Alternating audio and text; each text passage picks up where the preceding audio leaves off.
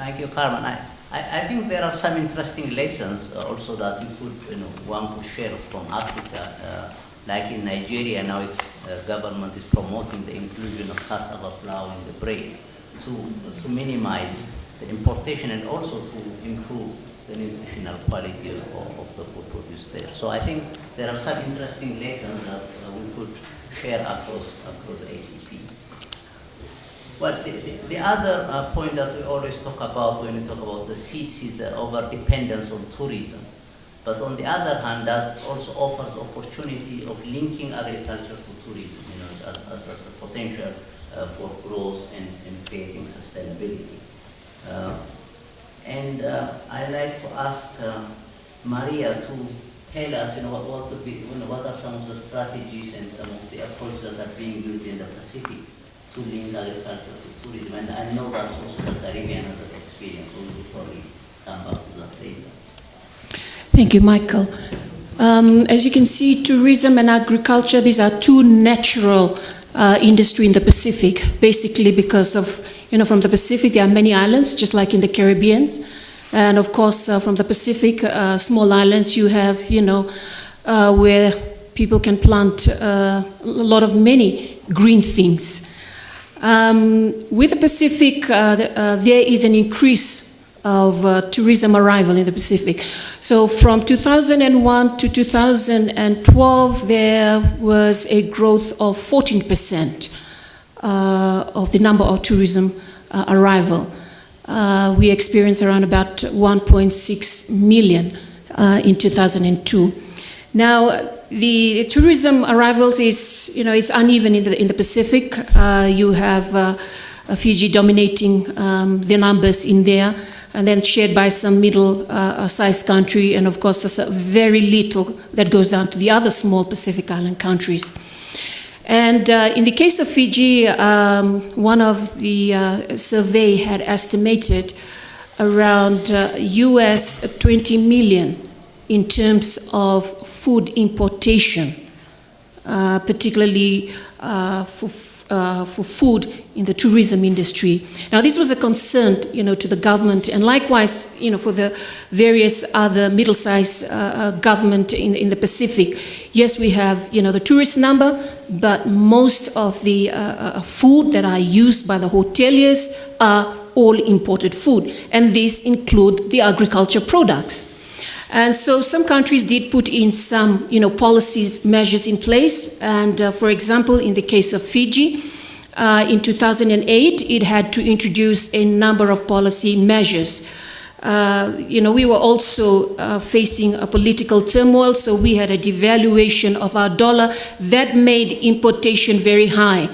And the government also introduces some tax incentives and likewise some tariffs and duty reduction for machines that are used for the agriculture industry. And it turned some of the places in Fiji into sort of a tax-free zone.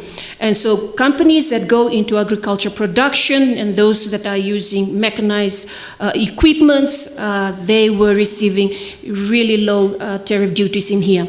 So what was the result of these policies or incentives that were put by government in order to increase the level of agriculture production and also to increase the level of intake by the hoteliers? And just looking at two products and the studies that were conducted, in 2008, Fiji was importing around about 140,000 tons of tomatoes. So in 2011, that drastically reduced to 20,000 tons. That was tomatoes. In lettuce, it was around about 140,000 tons of lettuce. And in 2011, that reduced down to 20 tons. And capsicum, we were, importing around about 60,000 tons in 2008, and that reduced to 10,000 tons in 2011.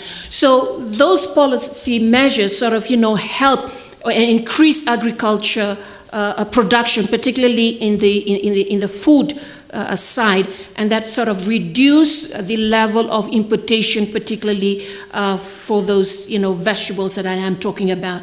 So there were other potential, and there was a call to increase buying of local food. And, that is an ongoing thing. So even though that was some of the result that, had resulted from some of those policy measures, a lot more still can be done.